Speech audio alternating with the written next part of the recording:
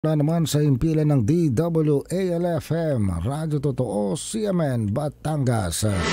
CNN Live Nation. Renz Belda, magandang araw sa iyo. Magandang umaga riyan, magandang umaga Pilipinas.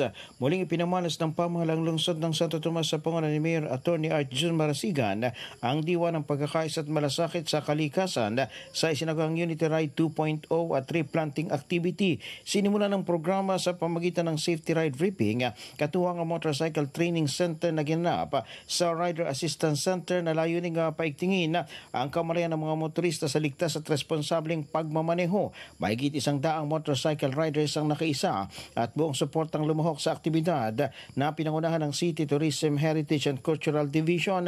Umikot ang mga kalahok sa iba't ibang bahagi ng lungsod upang itampok ang ganda at yaman ng lokal na turismo. Kasunod nito, nagtungo sila sa National Shrine of Santo Padre Pio para sa pagtatanim ng 200 binhi sa pangasiwa ng City Environment and Natural Resources Office.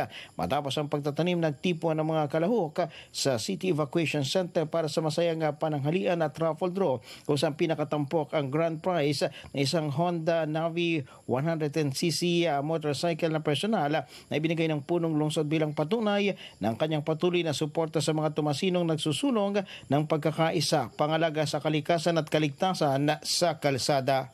Mula sa DWALFM 95.9, ito si Renz Belda ng CMN Batangas nag-uulat live para sa CMN Pilipinas.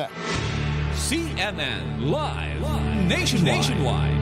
Maraming salamat, Renz Belda, mula po sa impilan ng DWALFM, Radyo Totoo, CMN Batangas. Samantala